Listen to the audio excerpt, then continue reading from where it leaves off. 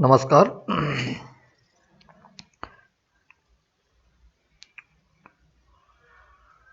कैसे हैं आप लोग? आई होप कि सभी लोग अच्छे होंगे और आप लोग पढ़ाई अच्छी कर रहे होंगे। एक बार फिर से सभी का पीएससी अड्डा के यूट्यूब चैनल पे स्वागत करता हूं मैं।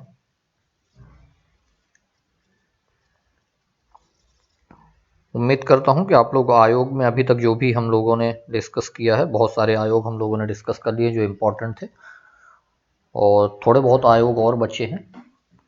ज़्यादातर आयोग हमने अपने पूरे लेक्चर में, अभी तक जितने भी लेक्चर हमने लिए हैं उसमें लगभग हमने 80% आयोग को कंप्लीट कर लिया है। उम्मीद करता हूं कि अभी तक जो भी आयोग हम लोगों ने पढ़ा है, हम दोनों के बीच में, हम सबके बीच में जो डिस्कशन हुए हैं वो सार्थक रहे होंगे, आप लोगों को समझ में आए होंगे। ऐसी उम्मीद है मुझे कि हमने आपको बेहतर ढंग से समझा लिया होगा।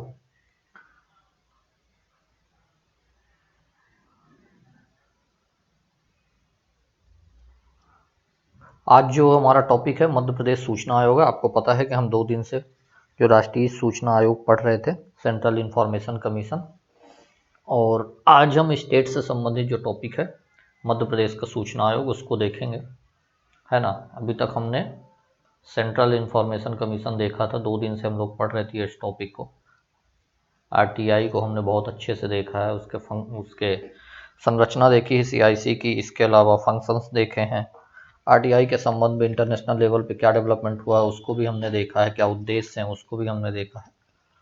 तो उम्मीद करता हूँ कि आप लोगों को जो सीआईसी हमने पढ़ाया है 2 दिन, सेंट्रल इंफॉर्मेशन कमीशन, वो आप लोगों को अच्छे से समझ में आ गया होगा। और अभी भी अगर आपको कोई ऐसी चीज़ है जो नहीं समझ में आई है सीआईसी से संबंधित, या इसके पहले जो भी हमने टॉपिक डिस्कस किए हैं आयोग से रिलेटेड, अगर वहाँ पे कोई आपको चीज़ें नहीं समझ में आई हैं, कोई कॉन्सेप्ट नहीं समझ में आया है, जो भी ऐसी चीज़ें हैं, आप अभी भी हमसे कमेंट सेक्शन में कमेंट करके सवाल पूछ सकते हैं, ठीक है। तो आज जो है हमारा टॉपिक वो मध्य प्रदेश सूचना आयोग है। सूचना आयोग के संबंध में मध्य प्रदेश में क्या प्रावधान है, और मध्य प्रदेश का जो इन्फॉर्मेशन कमीशन है उसके संबंध में क्या क्या चीज़ें हैं, उसके संबंध में हम डिस्कस करेंगे। कि टॉपिक को स्टार्ट करने के पहले आपसे निवेदन है कि फटाफट जो जितने लोग जुड़ गए हैं वो चैनल की जो लिंक है उसको ज़्यादा से ज़्यादा लोगों तक शेयर कर दीजिए, और ज़्यादा से ज़्यादा लोग जिससे जुड़ जाएं, ठीक है। तो फटाफट चैनल की लिंक को जो है शेयर कीजिए। उसके बाद अगले 1 मिनट के बाद हम टॉपिक को शुरू करते हैं। फटाफट कीजिए क्योंकि बहुत इंपॉर्टेंट टॉपिक है। आपको पता है कि हम एमपीपीएससी की तैयारी कर रहे हैं, और जितने भी आयोग पूछेगा उसमें से जो मध्य प्रदेश का संबंध है जिस आयोग से, वहाँ से क्वेश्चन बनने की पूरी संभावना रहेगी। तो जो मध्य प्रदेश से रिलेटेड आयोग है उसको हम बहुत अच्छे से पढ़ेंगे। सूचना आयोग भी हम बहुत शानदार तरीके से देखने वाले हैं। तो क्लास को शुरू करेंगे उसके पहले आप लोग फटाफट चैनल की लिंक को एक बार फिर से मैं निवेदन कर रहा हूँ, चैनल की जो लिंक है उसको ज़्यादा से ज़्यादा लोगों तक शेयर कीजिए। उसके बाद हम शुरू करेंगे टॉपिक। और अगर आपके कोई सवाल हो तो आप कमेंट सेक्शन में कमेंट करके हमसे सवाल अभी भी पूछ सकते हैं।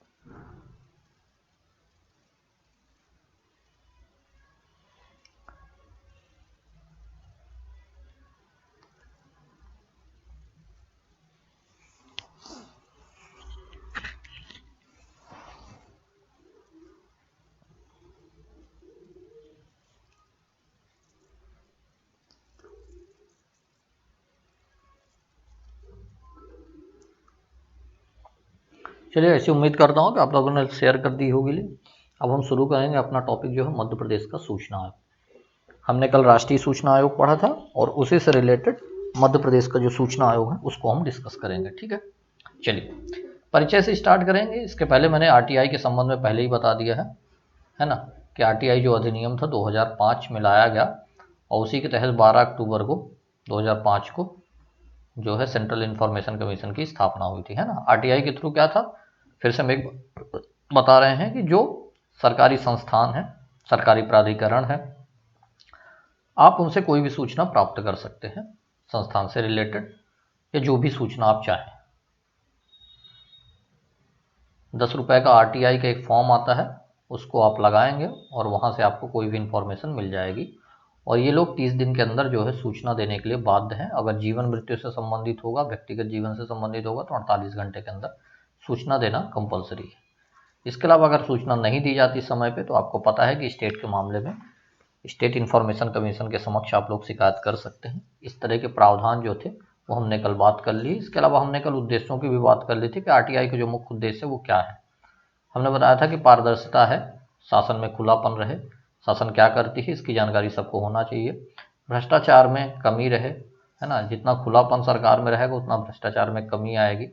लोगों को जागरूक करने का भी एक उद्देश्य था, है ना, कि शासन के प्रति लोग जागरूक हों और जनता की जो है लोकतंत्र में भागीदारी हो। इस टाइप के कुछ उद्देश्य हमने कल डिस्कस कर लिए थे। आई होप कि वो सारी चीज़ें आप लोगों को पता है, समझ में आ गई होंगी। आज जो है हम उसको आरटीआई पे नहीं देखेंगे, अब सीधे हम जो मध्य प्रदेश का इंफॉर्मेशन कमीशन उसके संबंध में हम परिचय देखेंगे, इंट्रोडक्शन देखेंगे, इंट्रो देखते हैं। ठीक है, शुरू करें, चलो।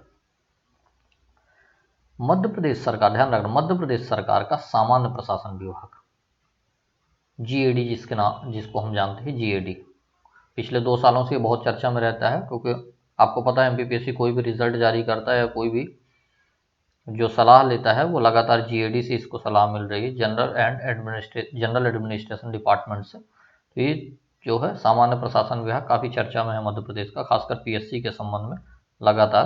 तो सामान्य प्रशासन विभाग है जो मध्य प्रदेश का, उसका जानने का हक नामक एक पुस्तक प्रकाशित करता है। ये आपको अच्छे से याद होना चाहिए, क्योंकि आपसे पूछा जा सकता है कि जानने का जो हक है, राइट टू इन्फॉर्मेशन एक प्रकार से है ये। हक मतलब अधिकार ही होता है, जानना मतलब इन्फॉर्मेशन, है ना। तो इन्फॉर्मेशन को जानना, तो वही थे जानने का हक नामक जो पुस्तक है वो किसकी है, सामान्य प्रशासन विभाग जारी करता है। ठीक है, याद रहेगा, आपसे पुस्तकें पूछी जा सकती है। तो जानने का हक पुस्तक किसकी है, सामान्य प्रशासन विभाग द्वारा जो जारी की गई है, प्रकाशित की गई है। चलिए दूसरी बात देख लेते हैं। सूचना का जो अधिकार अधिनियम है, मैंने पहले बताया 2005 का है, और उसकी धारा 15 के तहत, धारा ध्यान रखना है यहाँ पे, धारा याद रखें, क्योंकि हम स्टेट पढ़ रहे हैं, यानी कि मध्य प्रदेश के संबंध में पढ़ रहे हैं। तो आपको ये पता होना चाहिए कि मध्य प्रदेश का जो इन्फॉर्मेशन कमीशन है वो किस धारा के तहत स्थापित हुआ है। तो आपको याद रखना है यहाँ पे कि जो 2005 का हमारा राइट टू इन्फॉर्मेशन एक्ट है, सूचना का अधिकार अधिनियम 2005 है, उसकी धारा 15 के तहत जो मध्य प्रदेश सूचना आयोग की स्थापना की गई है। ठीक है, आपको पता है कि राइट टू इन्फॉर्मेशन एक्ट के तहत ही ये इन्फॉर्मेशन कमीशन की स्थापना की जा रही है ना, चाहे वो सेंट्रल इन्फॉर्मेशन कमीशन हो या स्टेट इन्फॉर्मेशन कमीशन हो।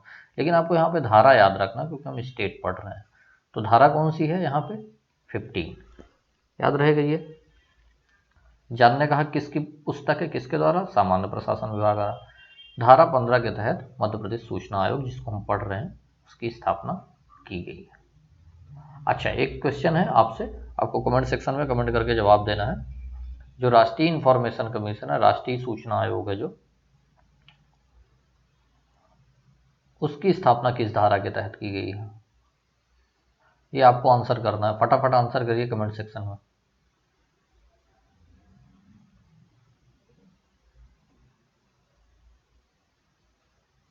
है ना, तो आपको बताना है राष्ट्रीय जो सूचना आयोग है उसकी स्थापना किस धारा के तहत की गई है। अभी हमने बता ही दिया कि आपको 15 जो धारा है उसके तहत मध्य प्रदेश सूचना आयोग की स्थापना की। फटाफट आंसर करना है आपको, आंसर करना कंपलसरी है। ठीक है, हमें ये देखना है कि जितनी भी चीज़ें हम लोग डिस्कस कर रहे हैं टॉपिक को, उसको आप रिवाइज करते हैं या नहीं करते हैं, आपको याद है या नहीं याद है। ठीक है, तो आपको बताना है राष्ट्रीय सूचना आयोग की स्थापना किस धारा के तहत है। ठीक है,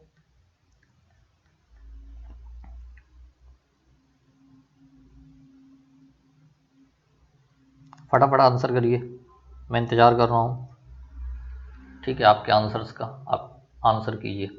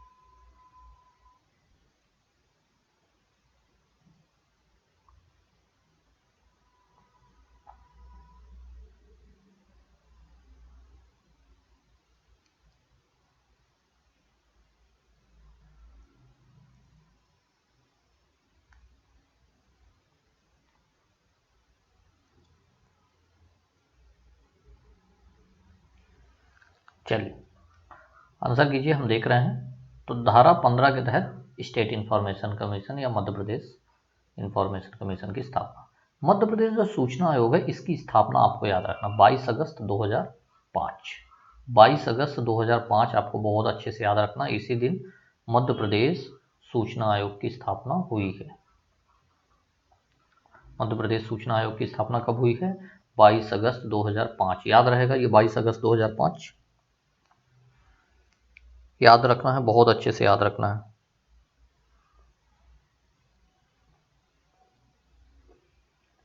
ठीक है, 22 अगस्त 2005 की डेट बहुत महत्वपूर्ण है, मध्य प्रदेश सूचना आयोग की स्थापना की गई है। चलो, ये सांविधिक निकाय है ना। मैंने कम से कम आयोग पढ़ाते हुए 20 बार ये बता चुका हूं मैं कि संवैधानिक आयोग कौन से होते हैं और सांविधिक आयोग कौन से होते हैं। ठीक है, तो मैं ऐसी उम्मीद करूंगा कि आप लोगों को सांविधिक आयोग का मतलब जरूर पता होगा, और अगर नहीं पता है तो मैं फिर से एक बार आप लोगों को, जो नए होंगे चैनल में, उनके लिए फिर से बताता हूँ कि संवैधानिक आयोग वे आयोग होते हैं जिनका संविधान में, भारत के संविधान में किसी न किसी आर्टिकल में उसका उल्लेख होता है। और सांविधिक आयोग वे आयोग होते हैं जिनका उल्लेख संविधान में तो नहीं होता है, संविधान में इनका कोई उल्लेख नहीं होता है। इनका निर्माण क्या कैसे करती है कि संसद जो है एक अधिनियम लाती है, जिसको हम बिल कहते हैं, एक्ट लाती है, कहाँ पे? संसद में, और वहाँ इसको पास करवा के ऐसी संस्थाओं का निर्माण करती है। तो ये कौन से आयोग कहलाएंगे? सांविधिक आयोग। तो आपको पता है ये सांविधिक आयोग है। इसकी स्थापना जो है एक्ट के माध्यम से, जैसे मैंने पहले ही बताया कि सूचना का अधिकार आरटीआई एक्ट 2005 के तहत किया गया है। तो ये एक्ट लाया गया है, अधिनियम लाया गया है, तो स्वाभाविक है कि ये सांविधिक निकाय है। क्लियर है ये बात यहाँ तक? चलो, इसका मुख्यालय भोपाल में, स्वाभाविक सी बात है कि मध्य प्रदेश से रिलेशन है इसका, तो इसका मुख्यालय भोपाल ही होगा। क्लियर है यहाँ तक? इंट्रोडक्शन में ऐसी कोई चीज़ जो आपको ना समझ में आई हो? ठीक है, इंपॉर्टेंट डेट्स आपको यहाँ पे याद रखना है। मैंने पहले बताया 22 अगस्त 2005 को जब मध्य प्रदेश सूचना आयोग की स्थापना की गई है, धारा 15 के तहत इसकी स्थापना हुई है। ठीक है, मुख्यालय कहाँ है? भोपाल में। कैसा निकाय है? सांविधिक निकाय है। ठीक है, इतनी बातें याद रहेंगी परिचय में।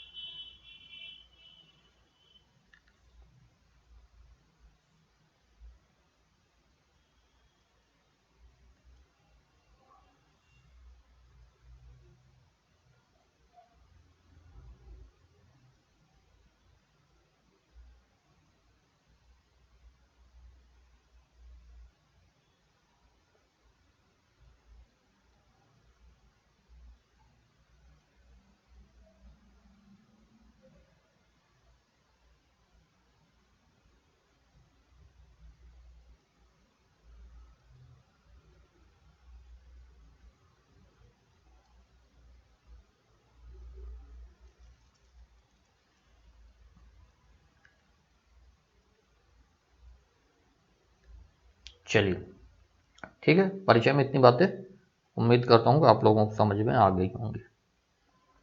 संरचना देख लेते हैं, है ना। किसी भी जो भी आयोग हम पढ़ रहे हैं उसका स्ट्रक्चर बहुत महत्वपूर्ण है समझना, कि उसमें कितने लोग हैं, कौन अध्यक्ष है। इस प्रकार से चीज़ों को समझना बहुत आवश्यक, क्योंकि स्ट्रक्चर से लगातार क्वेश्चन पूछे गए। मैं लगातार बता रहा हूँ कि पिछले साल एमपीपीएससी ने अपने ही आयोग के संबंध में, अपने ही संबंध में पूछ लिया था कि मैक्सिमम कितनी लिमिट हो सकती है अध्यक्ष सहित।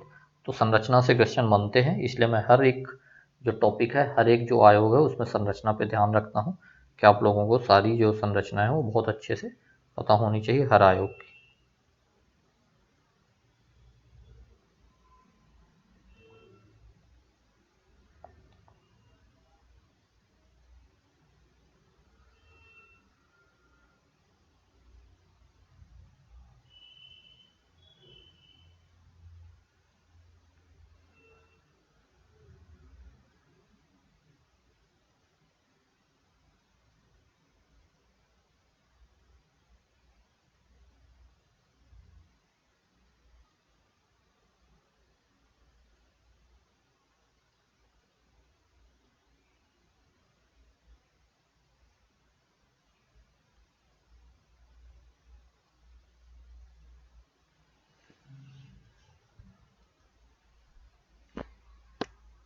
चलिए, तो संरचना देख लेते हैं, इसको भी क्या है। आयोग में एक मुख्य सूचना आयुक्त, ध्यान रखना है। मध्य प्रदेश के आयोग में भी एक चीफ इंफॉर्मेशन कमिश्नर होंगे, ठीक है। और अधिकतम 10 सदस्य अन्य आयुक्त के रूप में होंगे। जैसे मैंने पहले भी बताया था आपको, मैंने जब राष्ट्रीय सूचना आयोग पढ़ाया था वहाँ भी मैंने बोला था कि एक मुख्य सूचना आयुक्त होंगे और 10 अन्य जो है आयुक्त तो हो सकते हैं, ये मैक्सिमम लिमिट है। और वहाँ पे कितने लोग थे ये आपको आंसर करना है। वर्तमान में जो सेंट्रल इंफॉर्मेशन कमीशन है ना, उसमें कितने सदस्य हैं अध्यक्ष सहित, ये आपको बताना है।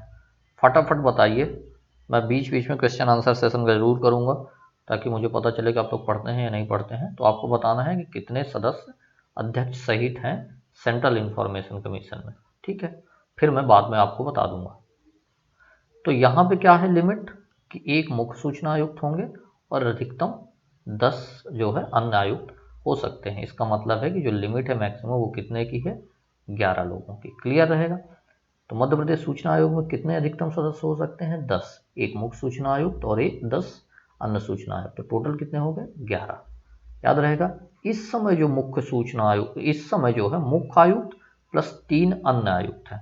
इसीलिए मैं कई बार बताता हूँ कि जब हम लोग थोड़ा इसको मेंस में देखेंगे तो बताएंगे कि यहाँ पे भी वही समस्या है। हमने बोला कि आपको 1 और 10 प्रावधान है कि टोटल 11 रखने हैं।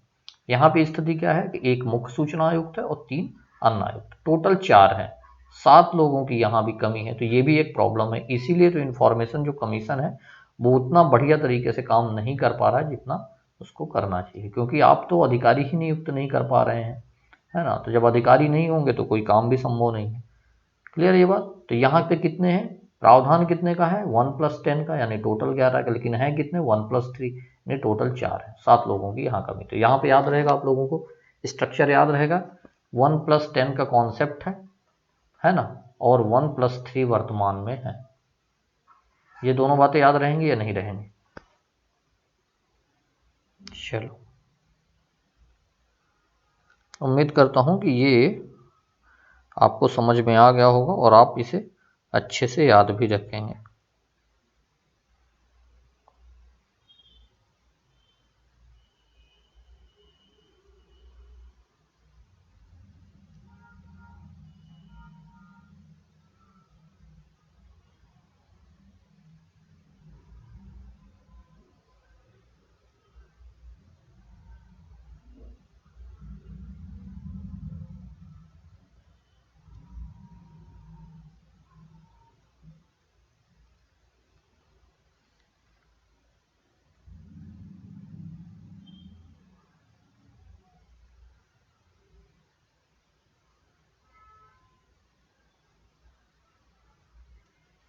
ठीक है, ये बात आगे, ये सारी बातें समझ में।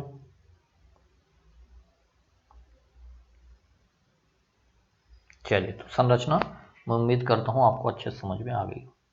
अब मध्य प्रदेश सूचना आयोग के संबंध में वर्तमान में क्या स्थिति है। मध्य प्रदेश सूचना के प्रथम जो मुख्य सूचना आयुक्त थे उनका नाम था TN श्रीवास्तव। ये नाम आपको बहुत अच्छे से याद होना चाहिए, इंपॉर्टेंट है क्योंकि यहीं से सवाल पूछे जाएंगे, क्योंकि पर्सनैलिटी से क्वेश्चन बहुत बन रहे हैं। आप MPPSC का प्रीवियस ईयर का पेपर उठा के देख लीजिए, वहां पे हर जगह आपको पर्सनैलिटी से क्वेश्चन पूछे गए हैं। ठीक है, तो ये याद रखना है कि जो मुख्य सूचना आयुक्त है वो है TN श्रीवास्तव जी, याद रहेगा। वर्तमान में अगर आपसे पूछा जाता है कि मुख्य सूचना आयुक्त कौन है, तो AK शुक्ला या अरविंद कुमार शुक्ला, ये दो नाम आपके लिए बहुत महत्वपूर्ण है। ये दोनों नाम आपको पता होना चाहिए, अच्छे से याद होना चाहिए अच्छे से। अगर आपसे पहला पूछा जाता है तो आप आंसर टिक करेंगे TN श्रीवास्तव, और अगर वर्तमान में पूछा जाता है कि मुख्य सूचना आयुक्त कौन है, आपसे मुख्य सूचना आयुक्त ही पूछा जाएगा, इसके अलावा अन्य आयुक्तों की कहानी नहीं पूछी जाती है।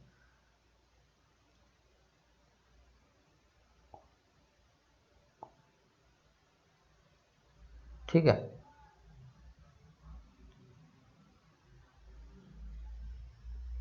चलिए, तो अरविंद कुमार शुक्ला भी आप याद रखेंगे, TN श्रीवास्तव भी याद रखेंगे। चलो योग्यता देख लेते हैं। मैंने पहले बताया कि 1+10 का कॉन्सेप्ट है, तो कोई ना कोई योग्यता होगी। ऐसा तो होगा नहीं कि जिनको भी नियुक्ति करनी है वो सीधे जाके क्या करेंगे, नियुक्ति कर देंगे। ऐसा नहीं है, कोई ना कोई योग्यता होगी, निर्धारित की गई हो, उसी के आधार पर आपको सूचना आयोग का सदस्य या मुख्य सूचना आयुक्त बनाया जाएगा।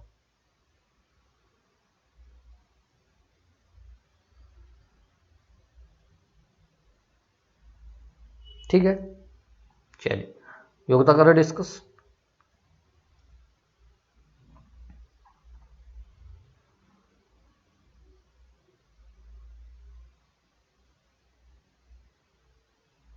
चलिए, आयोग का जो मुख्य सूचना आयुक्त होंगे एवं जो भी अन्य आयुक्त बनने वाले हैं, उनके लिए व्यक्ति के पास कहाँ पे, विज्ञान में, तकनीकी में, विधि में, लॉ में, सामाजिक सेवा सोशल सर्विस, मैनेजमेंट में, पत्रकारिता में, जनसंचार में एवं प्रशासन के क्षेत्र में अनुभव होना चाहिए। अगर आप इस क्षेत्र से हैं, इन 7-8 क्षेत्रों से, विज्ञान, तकनीकी, विधि, सामाजिक सेवा, प्रबंधन, पत्रकारिता, जनसंचार और प्रशासन, इस क्षेत्र में अगर आप काम का अनुभव रखते हैं तो आयोग का जो मुख्य सूचना आयुक्त है या तो अन्य सूचना आयुक्त है, उन दोनों के पद को धारण करने का जो योग्यता है आप फुलफिल करते हैं।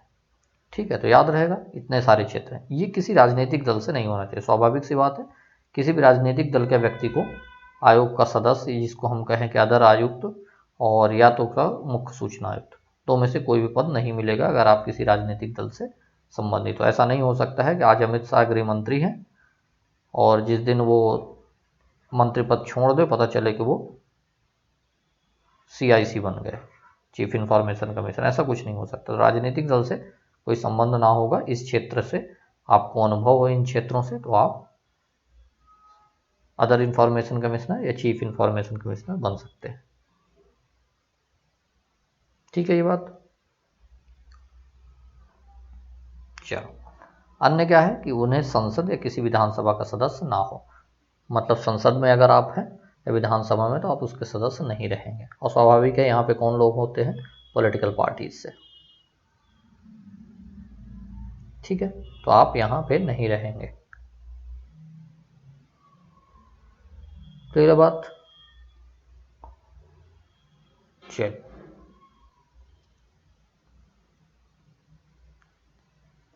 आगे बढ़ते हैं। नियुक्ति एवं सेवा शर्तों के संबंध में समझते हैं कि अपॉइंटमेंट की क्या स्थिति है इनकी, और इनकी सर्विस कंडीशन के विषय में क्या बोला गया है। अभी तक कोई सवाल आपके,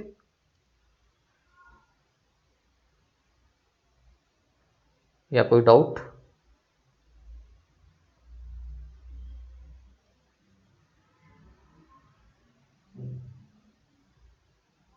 कोई सवाल या डाउट हो आपके तो आप हमसे अभी भी पूछ सकते हैं कमेंट सेक्शन में कमेंट करके। अदरवाइज हम आगे बढ़ते हैं और टॉपिक देखेंगे। अब हम टॉपिक में नियुक्ति एवं सेवा शर्तें। नियुक्ति के संबंध में समझते क्या है। आयोग का जो मुख्य सूचना आयुक्त है, ध्यान रखना है, मुख्य सूचना आयुक्त और चाहे वो अन्य सूचना आयुक्त हो, इनकी जो नियुक्ति है बहुत अच्छे से याद रखना है, राज्यपाल। जैसे सेंट्रल इंफॉर्मेशन कमीशन में सारी नियुक्ति राष्ट्रपति करते थे, वैसे ही मध्य प्रदेश के जो इंफॉर्मेशन कमीशन है उसमें जो नियुक्ति है, चाहे वो अदर आयुक्त की हो या मुख्य सूचना आयुक्त की, नियुक्ति कौन करेगा, राज्यपाल। बहुत अच्छे से आपको याद रखना है। अब ऐसा नहीं है कि राज्यपाल अपने मन से कर देगा, 3 सदस्यीय समिति होगी, है ना, 3 सदस्यीय समिति होगी जिसकी सिफारिश के आधार पे जो राज्यपाल नियुक्ति करेंगे। उसमें कौन कौन है 3 सदस्यीय समिति में? पहले तो मुख्यमंत्री हैं जो अध्यक्ष रहेंगे, तो देख लेते हैं। एक सीएम है, ठीक है, जिसके चेयरमैन रहेंगे कंपनी समिति के। जो दूसरे व्यक्ति हैं वो कौन है? विधानसभा में विपक्ष के नेता रहेंगे, है ना। और एक व्यक्ति होगा कोई ना कोई कैबिनेट मंत्री, ठीक है, एक व्यक्ति कौन होगा? Cabinet minister. तो कितने हो गए सदस्य? 3 सदस्य।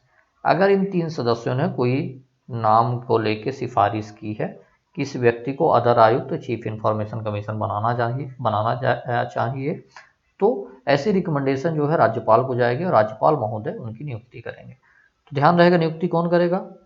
नियुक्ति करेंगे राज्यपाल महोदय, और एक समिति की सिफारिश पे। और समिति में कौन कौन है? एक मुख्यमंत्री है अध्यक्ष के तौर पे, एक विधानसभा पे विपक्ष के नेता हैं और एक कैबिनेट मंत्री। ठीक है, याद रहेगा आप लोगों को।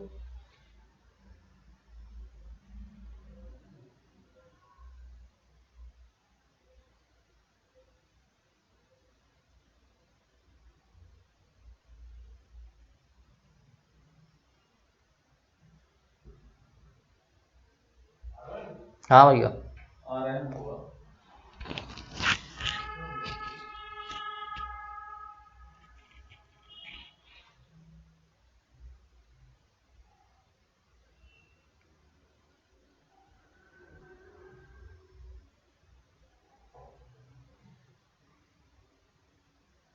चलिए, तीसरी बात यह है कि जो इनकी नियुक्ति है वो दूसरी बार नहीं होगी, एक ही बार ये अपने पद पर रहेंगे। ठीक है, कितनी बार रहेंगे? एक बार।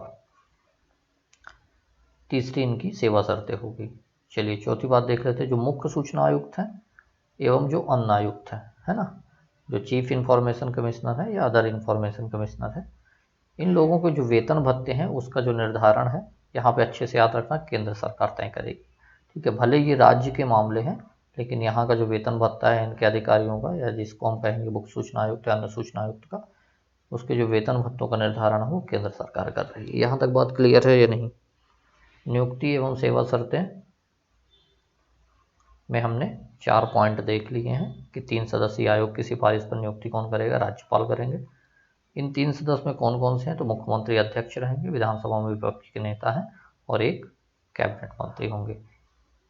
ये समिति अगर किसी नाम को लेकर रिकमेंडेशन करती है, सलाह देती है कि इस व्यक्ति को चीफ इंफॉर्मेशन कमिश्नर या अदर आयुक्त बनाया जाना चाहिए, तो उस व्यक्ति को जो राज्यपाल महोदय है वो उनकी नियुक्ति करेंगे उसके पद पे। ठीक है, इनकी दोबारा नियुक्ति नहीं होगी, एक ही बार अपने पद पे रहेंगे। ये बात यहाँ पे आपको अच्छे से याद रखनी है। और जो वेतन भत्ते हैं उसका जो निर्धारण है केंद्र सरकार करेगी। ठीक है, याद रहेगी ये बात। चलिए, तो नियुक्ति एवं सेवा शर्तें आप लोगों को क्लियर है या कोई डाउट?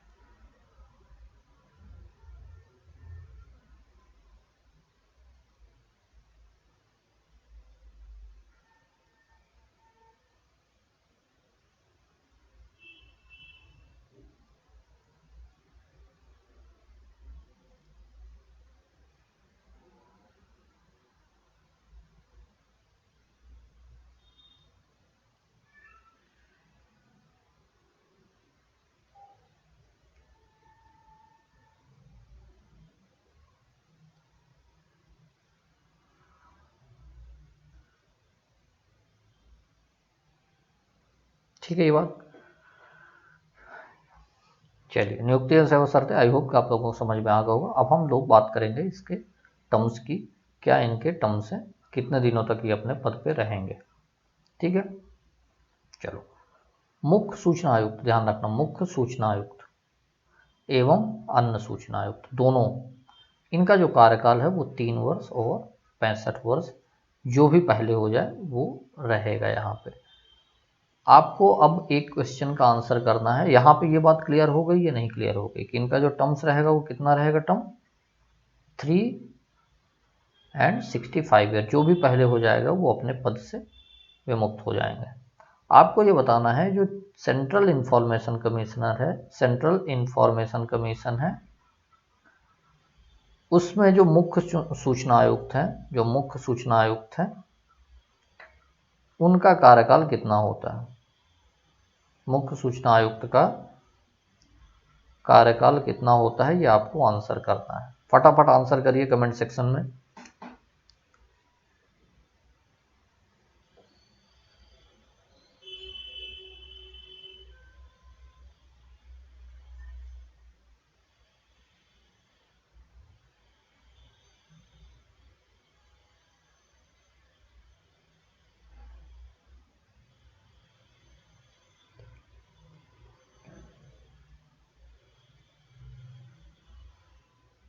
चलिए फटाफट आंसर करिए जो हमने पूछा है, उसके बाद हम आगे वार्षिक रिपोर्ट को पढ़ेंगे।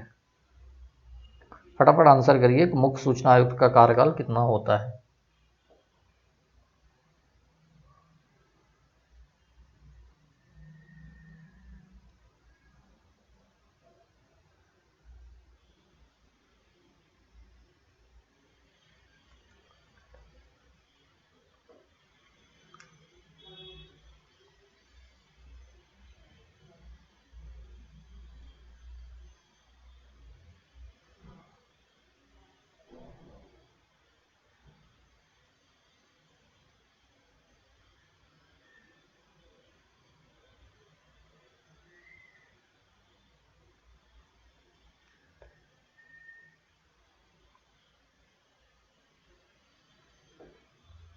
आंसर करिए फटाफट, उसके बाद हम आगे बढ़ते हैं।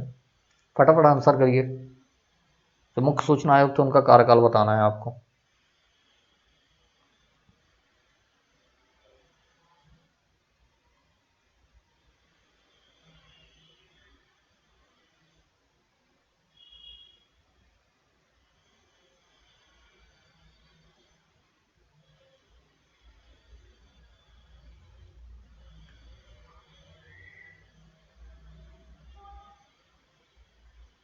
चलिए वार्षिक रिपोर्ट देख लेते हैं। वार्षिक रिपोर्ट में क्या क्या है।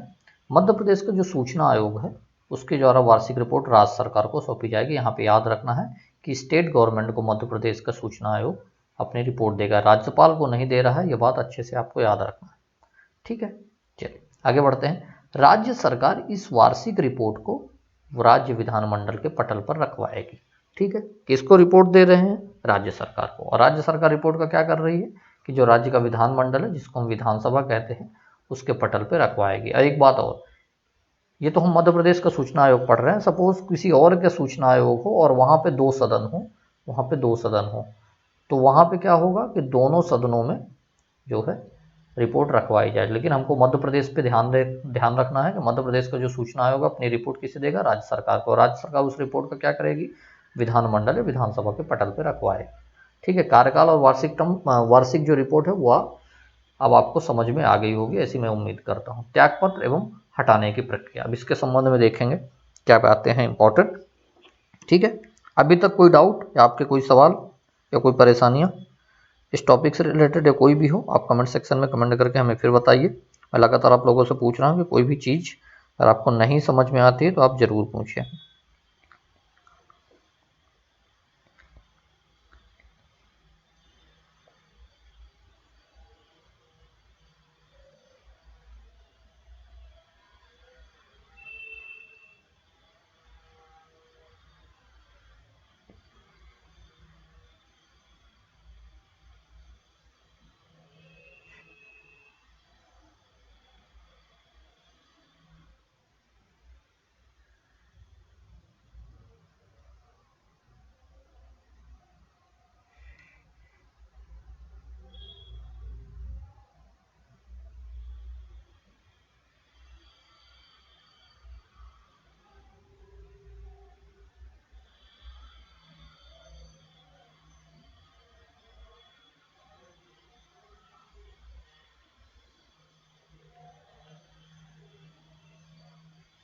चलिए त्यागपत्र देख लें।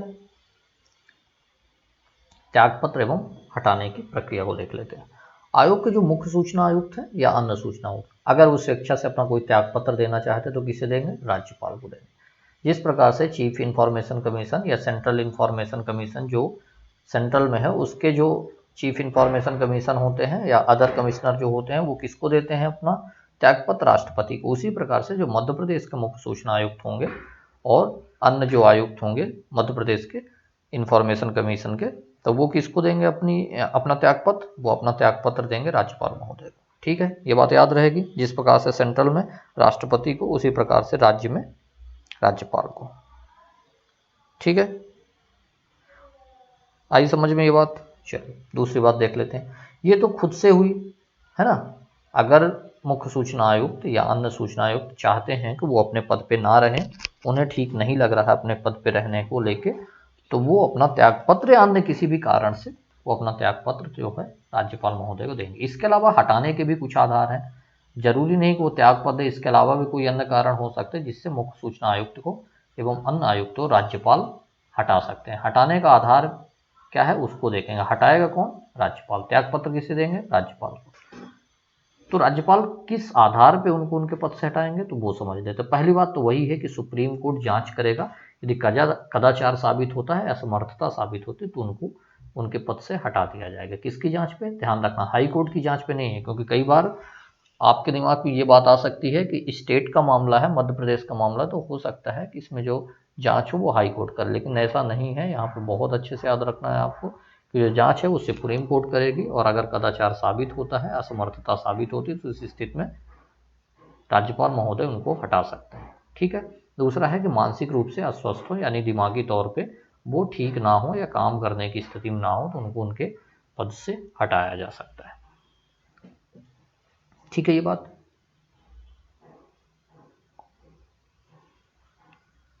चलिए आगे बढ़ते हैं। कर्तव्यों का अगर वो पालन ना कर रहे हो, जो भी उनको ड्यूटी दी गई हो, है ना, जो फंक्शन दिए गए हों, उसका वो पालन ना करते हो, पता चले कि वो अपने ऑफिस में शाम को 3 बजे पहुंच रहे हैं, 4 बजे वापस आ रहे हैं, कुछ भी ऐसा काम कर रहे हो जो नियम के विरुद्ध हो, या अपने कर्तव्यों का निर्वहन ना कर रहे हो, जो भी उनको कर्तव्य दिए गए, जो भी उनको ड्यूटी दी गई है, तब भी उनको राज्यपाल उनके पद से हटा सकते हैं। चौथी बात, अगर वो दिवालिया घोषित हो जाए तो उनको उनके पद से हटाया जा सकता है। किस स्थिति पे? दिवालिया घोषित होने पे। इसके अलावा पद का दुरुपयोग, दुर्भावना के साथ अगर वो किसी के प्रति काम करने लग जाए, या उस जो पद की गरिमा है उसके खिलाफ कोई काम करे, है ना, अगर कोई काम करे ऐसी स्थिति में कि पद का दुरुपयोग कर रहे हैं, तो उनको उनके पद से हटाया जा सकता है।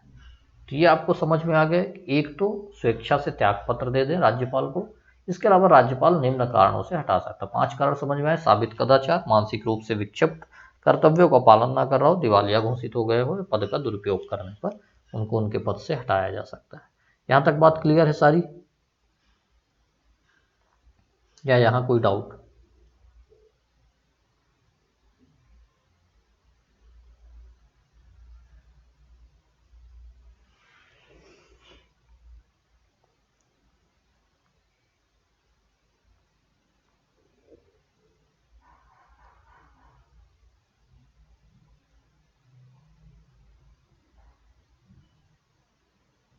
ठीक है बात, सारी बातें अभी तक आयोग में हमने जो मध्य प्रदेश का सूचना आयोग है, जितनी बातें हमने डिस्कस की हैं, उसमें अगर किसी के कोई सवाल हो या कोई डाउट हो तो पूछ सकते हैं। अगर चीज़ें समझ में आ गई तब भी आप कमेंट सेक्शन में कमेंट करके हमें बता सकते हैं, तो फिर हम टॉपिक को आगे बढ़ाते हैं।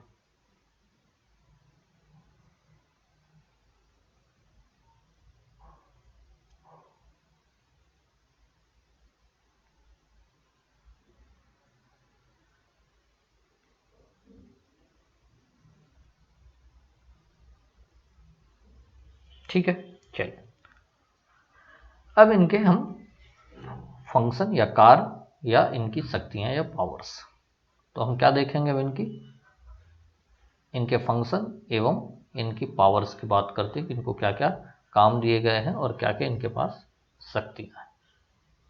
ठीक है, चलिए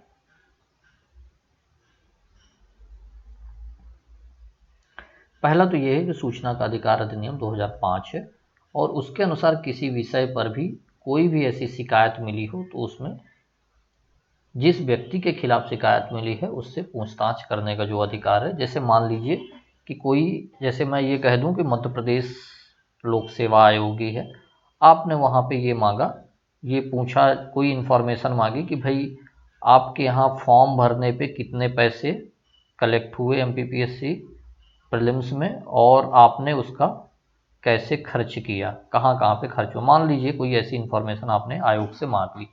अब आयोग के जो अधिकारी होंगे, जो इन्फॉर्मेशन देने वाले अधिकारी हैं, एक इन्फॉर्मेशन अधिकारी होता है हर संस्था पे, तो एक अधिकारी को जो जिम्मेदारी दी गई थी कि इन्फॉर्मेशन आपको प्रदान की जाए या सूचना आपको प्रदान की जाए, अगर वो सही तरीके से सूचना को नहीं प्रदान करता है, गलत जानकारी देता है और आपको पता चल जाएगी गलत है जानकारी। इसके अलावा अगर वो सूचना समय पे नहीं देता है और अगर वो सूचना मना कर दे, देना ही नहीं है हमको, लो क्या करोगे आप। अब ऐसी स्थिति में क्या है कि आप जो है मध्य प्रदेश सूचना आयोग में जाके शिकायत करेंगे और ऐसी स्थिति में वो व्यक्ति जो सूचना देने से मना किया था या समय पे नहीं दिया या गलत जानकारी दिया, उससे जो पूछताछ का अधिकार है किसके पास है, मध्य प्रदेश सूचना आयोग के पास। क्लियर है ये बात, याद रहेगी आपको अच्छे से।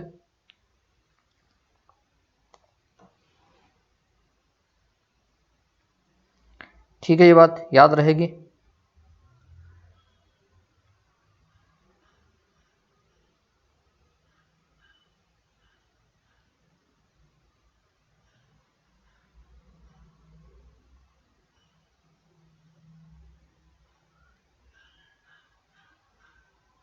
चलिए दूसरा फंक्शन देख लेते हैं कि क्या है या पावर्स क्या है।